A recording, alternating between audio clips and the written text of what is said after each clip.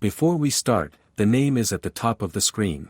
She stares at the small, glowing orb floating before her and lets out a dry laugh. The thing claims to be God and is insisting she travel to another world. No, thanks, she says flatly.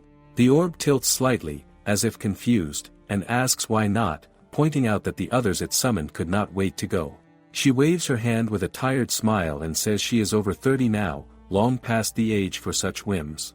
The orb flickers, its light pulsing with irritation, and tells her the world it guards is in peril, it needs her to save it. She would have to fight with spells or a sword. She blinks in disbelief. Manga characters do that all the time, but her.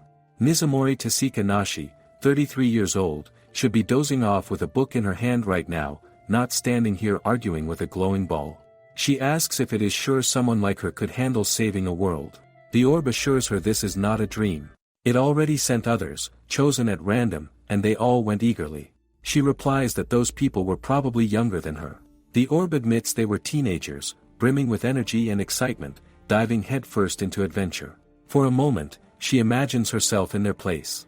If she had been invited then, perhaps she would have gone. But at her age, she knows better than to rush into something like this.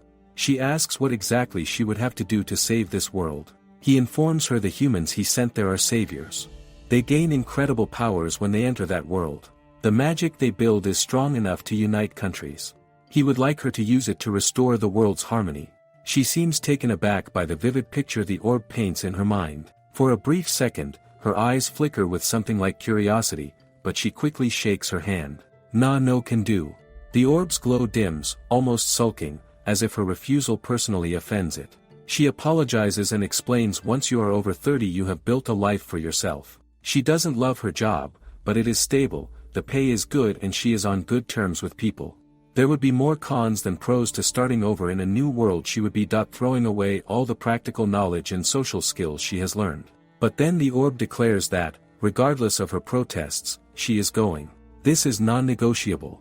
She gapes at it and argues that she cannot fight, that she has never even held a sword. The orb hums as if considering and then replies that it will be fine if she reads, A Quiet Life, perhaps, but having another savior on standby could come in handy.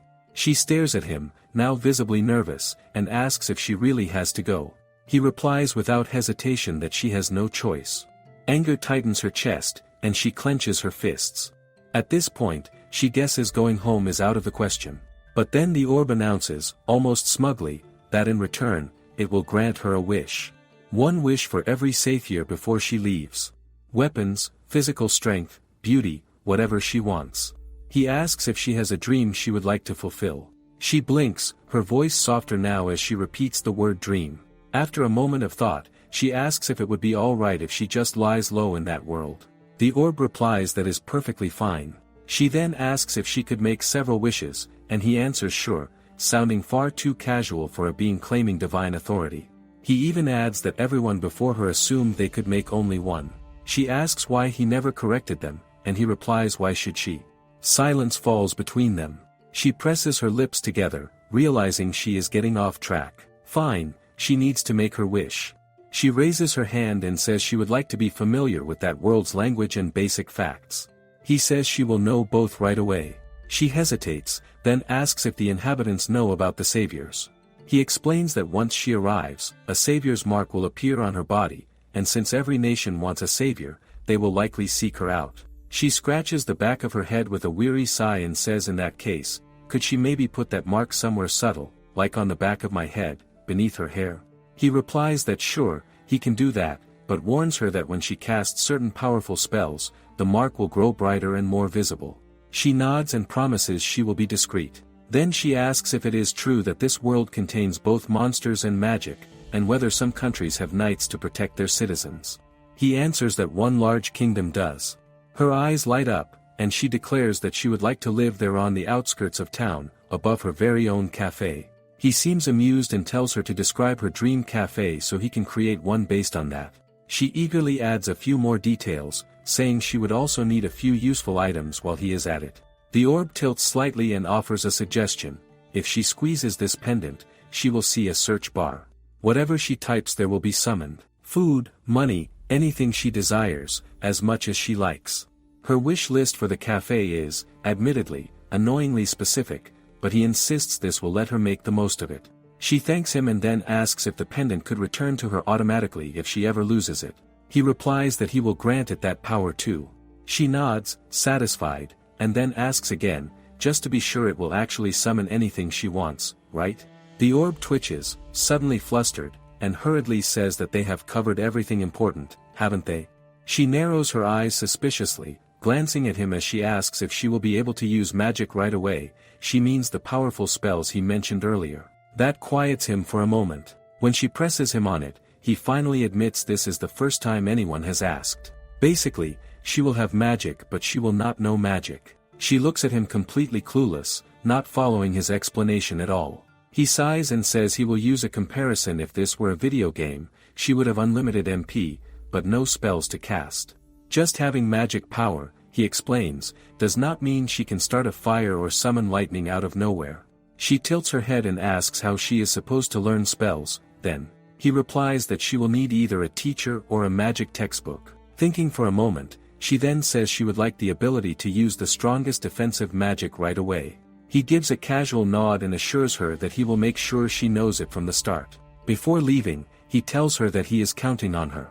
She glances up, realizing she has asked for everything she could possibly think of needing, and then suddenly everything goes still and before she can blink, she finds herself lying on the floor of her new house. Her new life begins. It is exactly what she imagined. The cafe and kitchen occupy the first floor, while the second holds a washroom and a cozy bedroom filled with sunlight. Shelves line the walls, offering more storage than she could ever use. When she steps to the window and looks outside, her breath catches in awe at the quiet beauty waiting beyond the glass. According to that orb god, this kingdom is called Othel. It is a large country surrounded by high walls and protected by snow. It is apparently pretty peaceful thanks to the knights who defend from monsters. She stands by the window, watching the narrow dirt road winding away into the distance, and wonders if it leads to the nearest town. That, she decides, is something to figure out later. For now, her gaze drifts back to the cafe around her. It feels cozy but quiet perhaps. She doubts this spot will draw in crowds, but that might not be a bad thing. She does not want to run herself ragged, after all. Then she remembers her necklace and pulls it from under her shirt, smiling. She gives it a little squeeze and murmurs that she would like to add her own personal touch. In an instant, a small, elegant bar counter appears before her eyes, polished to a shine. She sighs in delight. Emboldened, she asks for reading nooks with partitions like the ones in manga cafes, and in a blink, they spring into being, cozy corners perfect for hours of quiet retreat. Feeling pleased, she turns toward her room and says she would like a nicer bedroom too. The moment she steps inside, it is already transformed, filled with warm furniture, soft sheets. Looking around, she wonders what might still be missing. She plans to lend books to customers, so perhaps a spell to keep them in mint condition would help. A magic book that tells her when guests will arrive would be nice, too. She has already enchanted the fireplace with contained flames to prevent accidents, but now she realizes she will need a stable as well. Horses are the most common form of travel here, after all. When she steps outside, the chill bites into her skin, making her shudder. Clearly, a warmth barrier would be useful. She casts one, sealing the cafe in gentle heat, and hurries back inside. Now, standing in the heart of her new cafe, she looks around at everything she has created. It feels warm, inviting, and entirely her own. She realizes she won't be having any customers anytime soon, so she pulls a few books from the shelves, deciding to do some reading and start studying magic. Just then the door opens and a man in a cloak steps inside. She watches in awe as it's the first time she's seen someone actually from this world. His face is fine-boned, almost unreal, like a model. Her gaze drifts to the sword at his side, and she quickly asks if it's real. He only quips, yes. Only now does it sink in, she's really in another world. Somehow, the thought makes her smile. With blushing cheeks, she tells him, welcome to her book cafe. He looks stunned, watching her quietly. Meanwhile, the orb observes from afar, satisfied that she made it there safely. Lately, it's been sending one odd case after another. The last girl it sent posed a different kind of problem. She ended up in Othel too. Well, he thinks everything should be fine. Or so he hopes. The man appears momentarily surprised but quickly regains his composure, asking if he may leave his horse in the pasture beside her stable. She replies that he may, it can graze as much as it likes. There is an anti-theft barrier in place, she adds. Once again, he is caught off guard. Such a spell requires advanced magic, but he responds in a composed tone that it is good to know. His gaze drifts across the shelves, and he remarks that she mentioned this was a book cafe. She confirms it, explaining that he may relax and read anything he wishes. Protective magic keeps the books in perfect condition, she says, so he may enjoy them freely while having a meal. He gasps softly when his eyes fall upon the book she holds, asking if that one is not out of print. She answers that it is. She wished to read it herself, so she searched everywhere until she managed to find a copy. Then she asks if he would like to read it. He responds that he most certainly would. He takes the book in his hands, he can hardly believe he has found it. She tells him to sit wherever he likes and to read for as long as he pleases, adding that he is her very first guest. Then she hands him the menu. He notices the variety, so many teas, sandwiches, scones, pancakes, even the entrees sound tempting. After a moment, he tells her he would like a breakfast sandwich and a tea. She walks toward the kitchen. First things first, she needs fresh ingredients. She squeezes the pendant, and they appear instantly. Then she begins chopping and preparing the food. For the finishing touch, she channels healing magic through her hands, and the meal is complete. Meanwhile, he sits casually on a sofa, already engrossed in his book. But as she returns and places the cup beside him, he straightens slightly. Turning to her, he admits that it smells wonderful. She tells him to drink as much tea as he likes, the pot will refill automatically. He looks momentarily stunned but manages to thank her. Next, she shows him a small alarm clock, explaining that if he wishes, he can stay until closing, but if he needs to leave at a certain time, the clock will ring inside his head at the hour he sets. He remarks that it is yet another example of high-level magic. She smiles and says she will be reading at the counter, and that he can ring the table bell if he needs anything. He smiles faintly and says he will. After she leaves, he pinches the bridge of his nose and then lifts the teacup to take a sip. His eyes widen and he sets it down, then he softly takes a bite of the sandwich and swallows in surprise. The sandwich may look ordinary, but its taste is unbelievably fresh. He wonders if Othel has always had such soft bread. It has been ages since he has eaten a meal this delicious. He realizes she must be that skilled of a cook. He pours himself another cup of tea. Later, when the bill arrives, he asks if she is certain the amount is this low. She replies that those are indeed the prices. He says that if she insists, then so be it. He admits he has been wanting to buy the book he was reading and asks if she could put it aside for him, as he hopes to return tomorrow. She replies that she would be glad to. She only runs the cafe for fun, so she has not advertised much yet. He turns slightly pink when he realizes he is her first and only customer. He admits the cafe is a little out of the way. She then asks him to write his name on the bookmark so she can keep the book behind the counter for him. She sees him off as he leaves, but not before he says he will see her tomorrow.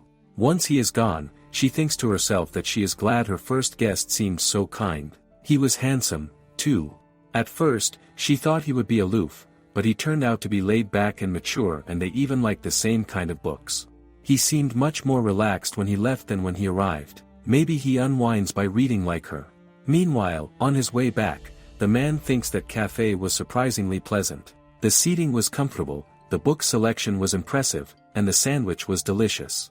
But the owner used powerful spells without even blinking, making him wonder who she really is. It would be nice, he muses, if the so-called savior took a page from her book. On the other hand, a girl throws her food at the chef and demands to know why there are carrots in her soup. She hates them. The chef stammers that he didn't know, but she cuts him off sharply, asking if he dares talk back to her. She reminds him that she is free to do whatever she wants and no one in Othel can defy her. Weariness clings to every member of the staff. When Captain Sui returns to the palace, Bork is already waiting for him and greets him warmly. Captain Sui asks what he has missed while he was away, whether there is anything to report. Bork insists that the captain should speak first, asking if he and his horse finally managed to rest. He remarks that the captain certainly looks better.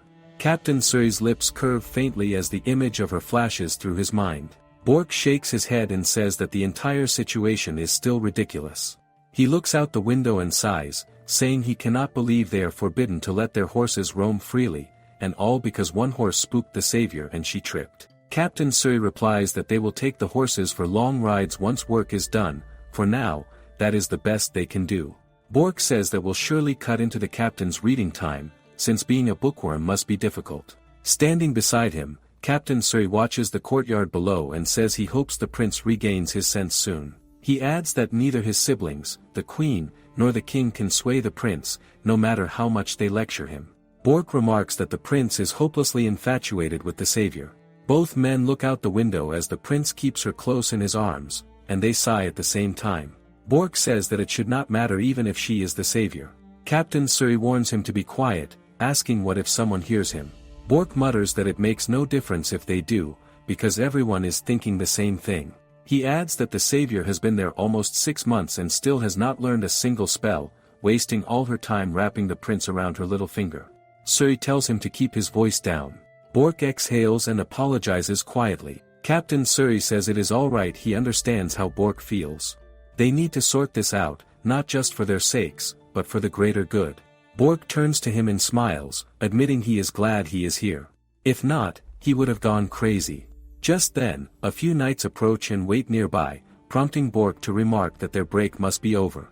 He waves them over and says they will need to patrol more often until the savior starts doing her job, adding that he's counting on Captain Suri. Suri tells him not to be ridiculous, surely he should know better. Bork only shrugs, saying that ranks aside, they just have to keep at it. He then notices 2 of the palace maids speaking in hushed tones, their faces tense with unease. Bork calls out, asking if something happened. They quickly shake their heads and insist everything is fine. Suri watches them for a moment, his thoughts quiet. Everyone is walking on eggshells.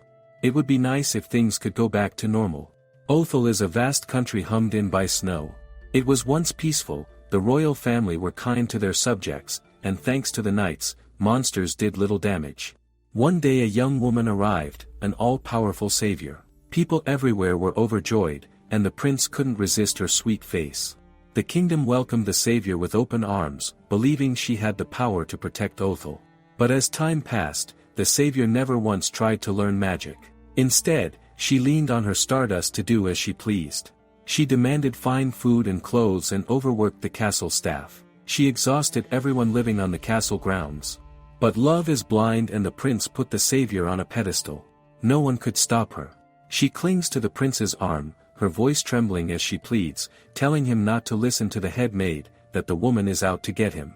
His expression hardens as he turns to the head maid and asks if that is true. The head maid, shaking, quickly denies it. No, she would never, she says, her voice breaking. Tears pool in Savior's eyes as she blinks at him, claiming that she only asked to see the head maid's necklace, and she lashed out. The head maid cuts her off, insisting that isn't true, she simply refused to give it to her because it's an heirloom from her mother. The head maid pleads for the prince to believe her, reminding him that she has served him since he was a boy. But disappointment clouds his features. He tells her softly that he never would have guessed she was capable of such cruelty. The savior leans in and whispers that he shouldn't keep someone like that around, she's frightened of her. Outside, a knight rushes to Captain Suri, reporting that the savior is picking a fight with a servant. Suri thanks him for the update and instructs him to return to his post before shutting his eyes with a sigh. He tells Bork that they'll have the head maid lie low for now, and afterward, they'll arrange for another maid to swap the pendant with a fake one. On the other hand, the savior enters her room and carelessly tosses the necklace into her jewelry box, scoffing, "What a fool. How stupid to get herself fired over this silly little thing." She glances at the mirror, admiring her reflection as her fingers trace her cheeks. A smug smile curves her lips.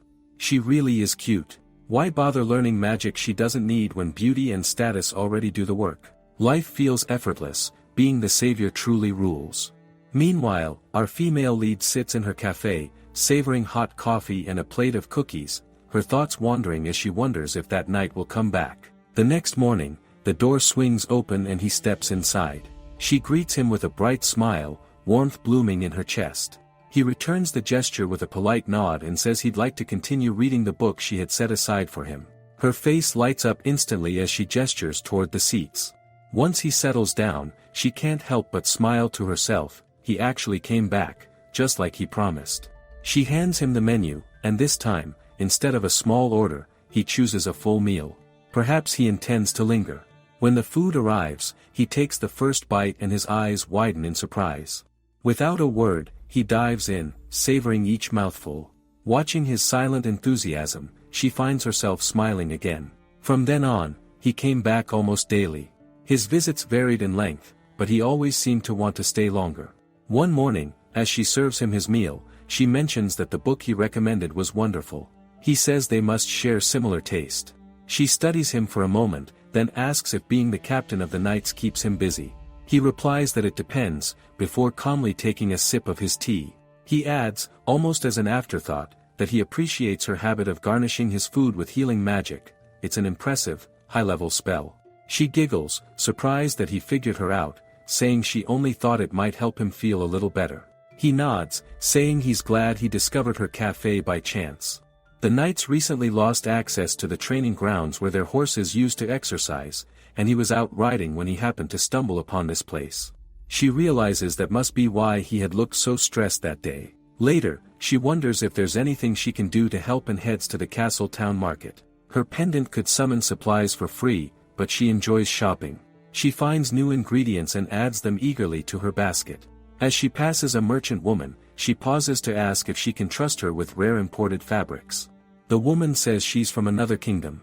The climate there, she explains, is warm all year.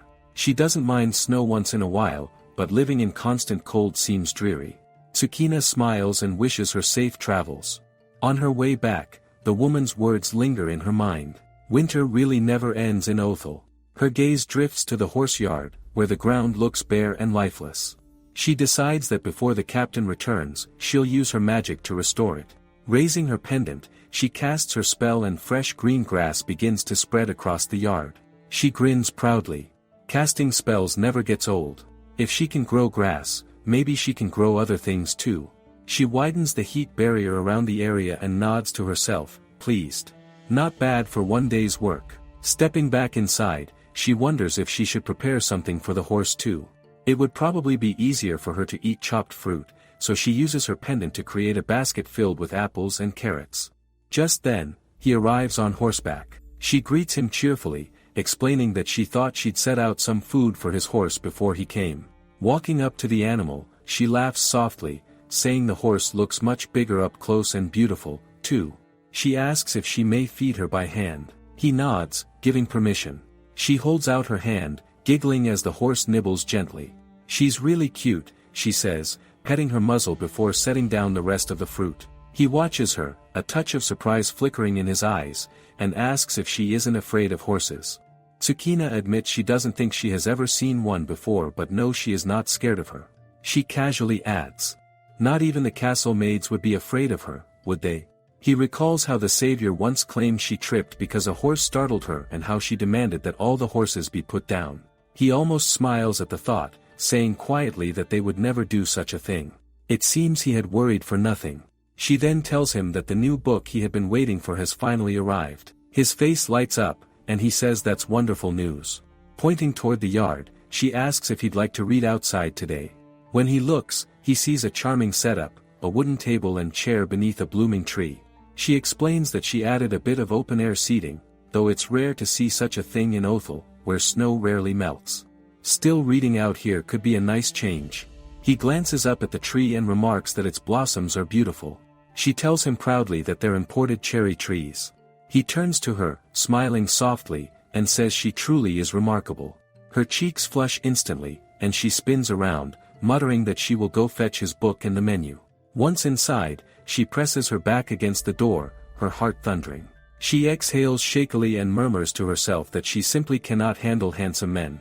Later that day, when Captain Suri returns to the palace, Bork is already waiting for him with a knowing smirk. It doesn't escape him that lately, the captain always returns looking far more relaxed than when he left. Something is definitely up. Suri asks if there's anything to report. Bork replies casually, nothing at all.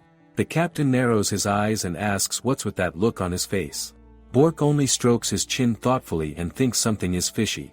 Later, Bork and Captain Suri walk through the palace courtyard, where rows of stalls have been set up for the royal market. Bork remarks that it is nice to finally have a chance to relax and look around. He says the vendors went through quite a lot of trouble to prepare all this. Leaning closer, he lowers his voice and adds that the king has given the prince and the savior their own private time slot for browsing, so they will not have to worry about running into them. Suri replies that the king is very considerate indeed. Bork glances at him curiously and points out that he usually begins at the used book stall. Suri replies that not today. As he scans the rows of stalls, he thinks he should buy Tsukina a small gift. It would make sense, after all she goes out of her way to enchant his meals with healing magic without ever asking for anything in return. Still, he is uncertain about what to pick. He looks over the stalls filled with trinkets, jewelry, and fabrics, but nothing seems quite right. A necklace or earrings might be too flashy, and he would rather not choose something that could get in her way at work. After a moment of thought, he settles on something modest yet thoughtful.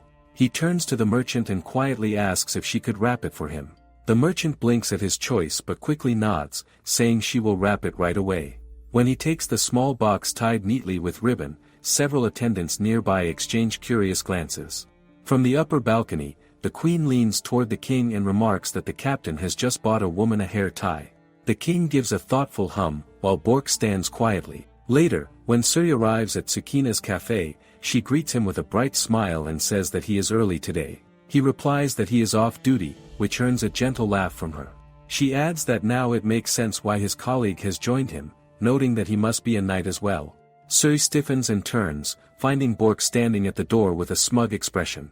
Suri whisper yells why he is there. Bork smiles and says that it is by His Majesty's orders. He came to find out what has had the captain so unusually cheerful lately. Bork says he suspected something like this, even a straight arrow like Suri must have his indulgences.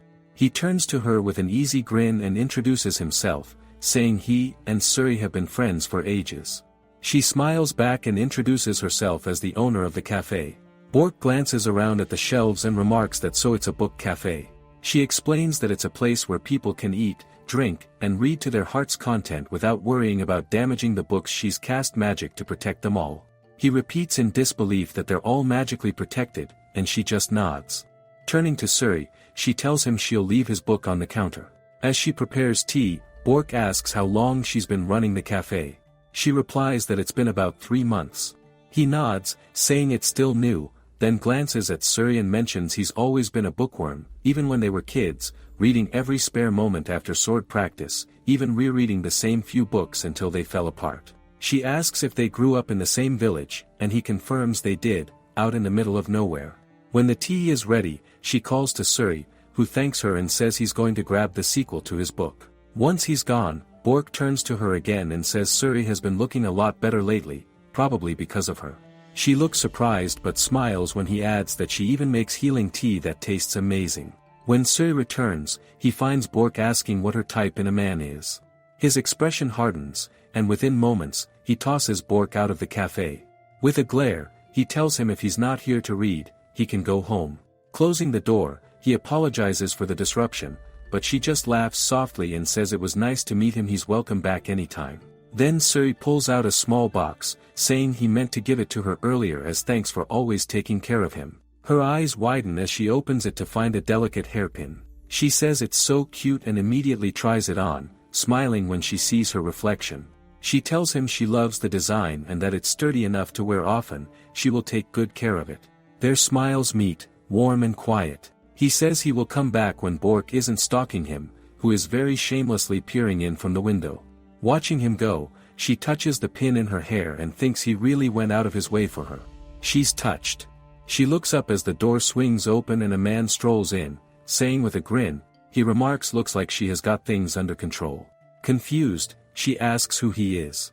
When he answers, God, her mouth falls open as the orb comes into her mind. He grins wider and says yes, it is him. He switched to this human form to blend in. He tells her he came to warn her about Othel's other savior. Warn her?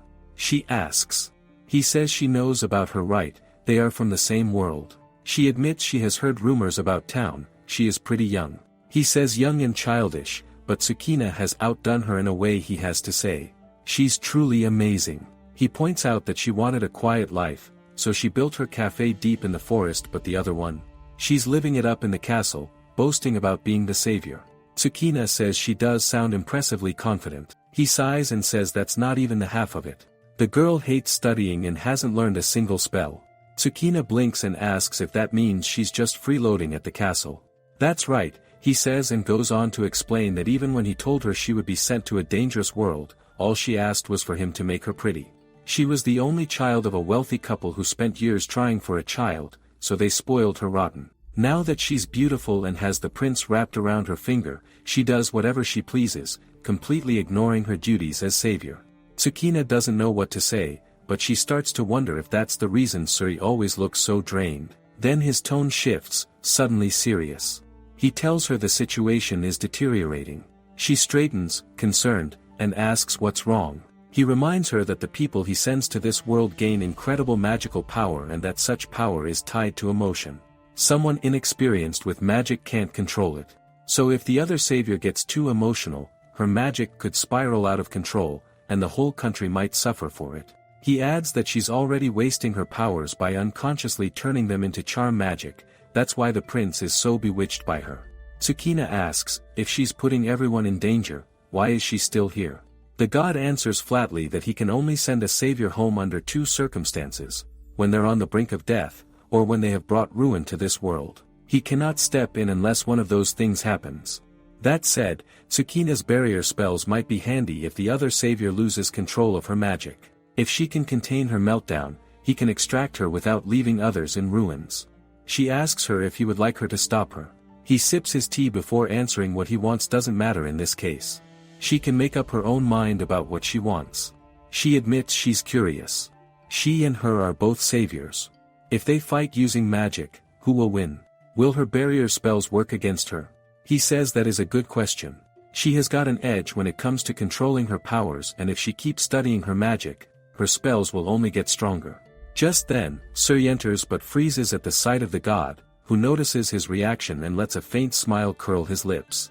The god waves at her, saying that he will be heading out, but when he moves past Suri, he leans close and murmurs that if he plans to warn her, he better make his move, adding that he hopes she puts down her roots here. She hurries towards Suri with a welcoming smile, saying that she has not had many customers today and that the god must have surprised him. He quietly nods and asks if that man is a friend of hers. She hesitates before admitting that he has helped her out before. She explains that she does not have any family, that her grandparents raised her after her parents passed, but they are gone now, so she mostly runs the cafe alone. Most of what she says is true, she really was alone back on Earth. He softens and apologizes for bringing up painful memories, but she waves it off, insisting that he should not worry about it and that she is not lonely, especially not now that he comes by so often. She turns away to fetch something, but he suddenly catches her hand, but before he can say anything a faint glow bursts in the crystal he holds, his expression tightens.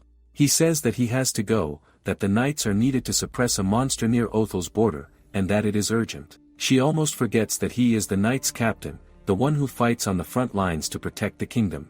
Without hesitation, she casts a quick spell, rushes to him, and presses a softly glowing marble into his hand, explaining that it is a barrier charm that will protect him and telling him to be careful. As he takes it, he suddenly pulls her into his arms, his breath warm against her ear as he whispers that he will be back in a few days. Her heart races. This is exactly why she cannot handle hot guys.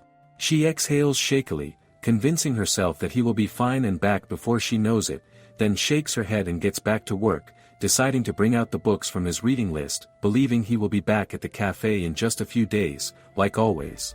He turns to his men and asks them if they have tracked down the monster. One of them replies no, it still hasn't crossed the barrier they put up. He orders everyone to stay alert, and Bork steps forward, asking if he can have a word. He suggests they should decide where to set the traps, and Suri nods in agreement. He turns the charm she gave him over in his hand, wanting to get this over with soon so he can visit her again. But to his dismay, the savior has decided to join the mission, insisting she wants to see the prince in battle despite the crown prince trying to stop her. Suri only presses a hand to his forehead, muttering that she never listens to anyone. Suddenly, a soldier comes running, panting and pale, and reports that the northeastern barrier has broken and a pack of wolves is heading toward them. The captain demands to know how many, and the soldier replies that there are about 50, led by a large one, and that they are closing in fast. Even in this tense moment, Bork teases that at least they are making good time, earning a sharp look from the captain, who declares that it is nearly time to slay the beasts and orders everyone to take their positions and prepare for battle. Mounting his horse, he asks Bork where the savior and the prince are, and Bork replies that they are in a tent with the crown prince, who is trying to keep them away from danger. The captain says that the wolves will scatter if they take down their leader and commands his men to move out. As they charge toward the advancing horde, dozens of wolves emerge from the mist, snarling and feral. The soldiers scan the field until the captain spots a massive wolf moving at the center of the pack and points toward it, saying that it must be their leader. The knights raise their swords, forming a battle line, while from the ridge, the savior watches in awe, remarking that it looks like a scene from a play and calling the wolves horrifying. The prince warns her not to get too close, but she replies that if the wolf attacked her, he would protect her, and he answers that he would. Bork, completely baffled, asks the captain why they are on the front line, and even the captain looks furious as he orders his men to drive the wolves away from the prince. A knight tries to intercept one of the wolves but is struck down almost instantly. The captain rushes toward the prince, ordering him to mount his horse and escape, and commands Bork to cast a healing spell on the injured knight. Then, drawing his blade, he faces the massive wolf himself and engages it in battle. The savior tries to appear helpless, pretending to cry prettily, but then suddenly starts shouting like a frightened child, distracting both the captain and the beast. The wolf lunges toward her, but the prince runs in the way and is caught by its jaws. Before it can harm him, the captain throws himself between them and takes the blow, crashing to the ground as the prince stares in shock. The captain struggles to rise, thinking bitterly that the prince never caused anyone this much trouble even as a child, but before he can steady himself, the wolf attacks again from behind. Bork shouts his name, and in that instant, the captain shoves the prince out of harm's way, closes his eyes, and his last thought is of Tsukina. It has been a week since Suri hasn't returned. The time alone was nice for Tsukina. Still, without him here, it seems like something was missing. She convinces herself that he should be fine, that the barrier charm she gave him will protect him. Yet when worry begins to consume her, she decides that tomorrow she will head to town to find out whether they managed to defeat the monster. But before she can make any plans, the door opens and he steps inside, covered in bandages. She collapses to the floor in disbelief. He asks if she is alright and limps toward her, and her eyes well with tears as a smile of pure relief breaks through. She helps him sit down, scolding softly that he is in terrible shape and asking if it is really alright for him to be up and about. He answers that he is sore but able to move, and that he wanted to visit her as soon as possible, admitting he kept pestering the doctor for permission. As she feeds his horse, he thanks her. She replies she is happy, grateful that both he and the horse made it back safely. When she returns, she notices the injuries more closely and thinks to herself he's probably in pain. She asks if he can eat a full meal, and he replies that he can manage, though the doctor advised him to avoid heavy food, then asks if he could have some bread and stew. She agrees at once and begins cooking. While she prepares the meal, she tells him that the books he had ordered arrived but wonders aloud if reading would be difficult with his injured hand. He admits that it certainly is, explaining that healing spells can only mend one serious injury a day, and that few within the castle can use such magic. Since he was still able to walk, he told the healers to focus on the other knights instead. When she asks if the monster was that difficult to defeat, he answers that the wolves were not their only problem. His eyes darken slightly as he recalls the battle, how he had saved the prince, how the wolf had struck him and how, at that moment, the barrier charm she had given him had activated, healing the wound across his stomach and killing the wolf upon impact. It had been a fusion of reflective and healing magic, a rare and powerful combination. Even in that moment, all he had been able to think about was how he couldn't wait to see her. When he woke, the royal family was in tears, though Bork still gave him an earful. He admits he survived thanks to her barrier charm. It saved his life when nothing else could. She stays quiet at first, stepping closer and beginning to weave her magic. Her voice softens as she says she shouldn't be telling someone in his condition this, but he really needs to take it easy. When her spell finishes, she murmurs that his hand should be fine now, only for him to suddenly catch it in his. She startles, eyes widening, and he asks if she was worried about him. She replies of course she was, though her tone soon turns playful. She teases that he's a regular hero, saying she got anxious when he was gone too long. Every time she opened the door, she hoped to see him there. He watches her for a while, lips parting as if to speak, but the stew starts boiling over, breaking the moment. She rushes to it, asking what he was going to say. He simply says it doesn't matter, thanking her for healing his hand. Now he can finally read again. She offers to treat his other wounds too, and he says if she doesn't mind, he'd be grateful. She softly says magic is easy and she's learned plenty of spells by now. Then, almost casually, he says it's a pity she isn't the savior. The words stun her. She asks if he means the girl in the castle, and he looks surprised that she knows of her. She lies that she's only heard rumors. He sighs and says if only the savior hadn't forced her way into the battle. She wonders quietly if that means it was the savior's fault he got hurt. He then asks if he can stay until she closes. She nods, asking if he even has time for that. He replies he's not allowed back on duty until he recovers and honestly, he isn't eager to return. When she asks why, he explains the savior's recklessness led to many knights getting injured. The veterans are already reluctant to pay homage to someone who risked their lives so carelessly, and the tension in the castle is only growing. He says he lives at the castle, so he can't stay away forever. She looks around the cafe, thinking there's a spare room with its own washroom and quietly admits to herself that he's so cute and nice, it's impossible not to like him. She gathers her courage and asks if he'd like to stay at the cafe for a while, explaining there's a guest room and that it must be difficult for him to come all this way while still injured. Almost immediately, she adds that it's entirely up to him, her voice turning uncertain. When he doesn't respond right away, she wonders if she's overstepped. But then he looks at her and asks softly if it's really all right. She nods quickly, insisting she wouldn't have offered if it weren't. He says that if she's sure, he will stay starting tomorrow, he just needs to pack his things from the castle first. She walks him to the door, watching as he leaves, and the moment it shuts behind him, she slides down against it, her whole face burning red. What did she just do? As Sui packs his belongings in his room, Bork steps in and asks how he's feeling. Sui replies that he's much better and asks in return if Bork is alright, since he's been working around the clock. Bork huffs, saying they only have a few knights still in fighting form, but they will survive. Since the battle, even the savior has been on her best behavior. His eyes then land on the suitcase, and a teasing grin spreads across his face as he asks if Suri is planning to visit someone. Before Suri can reply, a knock interrupts them.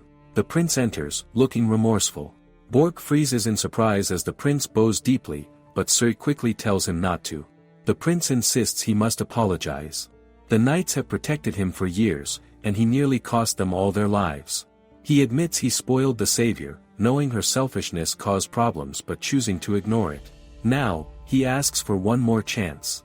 His apology alone may not earn forgiveness, but he vows to persuade the savior to study magic before the Aurora festival next month. If he fails, his father has already granted permission for him to face punishment. Suri and Bork exchange glances before Suri nods, saying that if this is the prince's decision, he won't oppose it. Bork smirks and remarks he knows all too well love makes people do foolish things.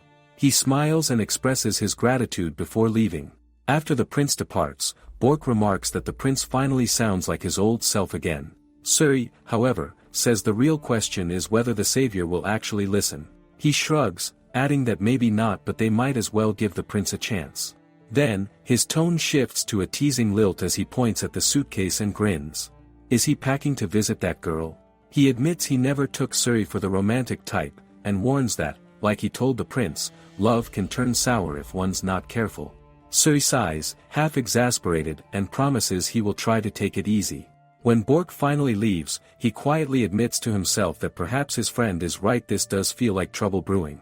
Later, when he arrives at the cafe, she greets him warmly, saying she's been looking forward to his visit. He smiles, thanking her for inviting him. She gently uses her magic to ease the lingering pain in his wounds, and afterward they sit together, reading and discussing the books he had requested. She brings him a cup of tea, and in a quiet moment, he reaches out and absently takes a strand of her hair between his fingers. She startles, and he immediately pulls back, murmuring an apology for startling her. He admits he's simply glad she likes the hair tie he gave her. Her cheeks flush as she stammers that she loves it. Her blush deepens further as she wonders if it's just her imagination or if they truly are getting closer. When he mentions that he still owes her thanks to her healing, he's almost completely recovered. He adds that next time she needs to run errands, he'll come along to help. She smiles and agrees, saying they can go together. She had planned to summon groceries with her pendant but decides against it, it would probably seem strange. Instead, he suggests they ride his horse, only for her to point toward the window, where the animal is fast asleep under the sun. He concedes they'll ride next time. She teleports them both to town, and he blinks in mild surprise, admitting it's his first time experiencing teleportation. He expected to feel dizzy. She explains teleporting a long way might make him dizzy, but a small trip into town isn't so bad.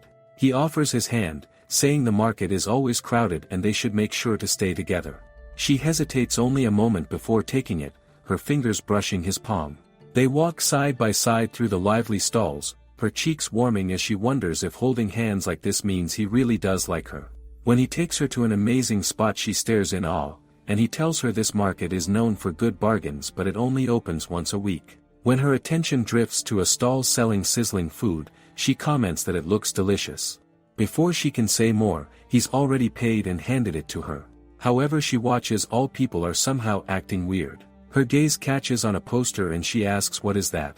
He follows her eyes and explains it's for the Aurora Festival, held in a fortnight, the biggest celebration in the kingdom. When she admits she's never been, he gets surprised. She quickly adds that she's always cooped up in the cafe. He says well, since Othel's night sky fills with spectacular auroras once a year, this festival is held on the same evening. She murmurs that they must be beautiful. He clears his throat and says he's free on the day of the festival then, almost shyly, asks if she'd like to go with him. Her face lights up as she agrees she'd love to. She then asks what he wants for dinner, and he answers simply, fish. As they stroll toward the fishmonger, she finds herself thinking he's almost fully healed now. Soon, he will return to the castle, and she will have to get used to him being just another customer again. And that makes her decide that when the festival comes, she will finally ask him how he truly feels about her. And that concludes the video today. Make sure to leave a like and subscribe. Leave a comment if you want another part.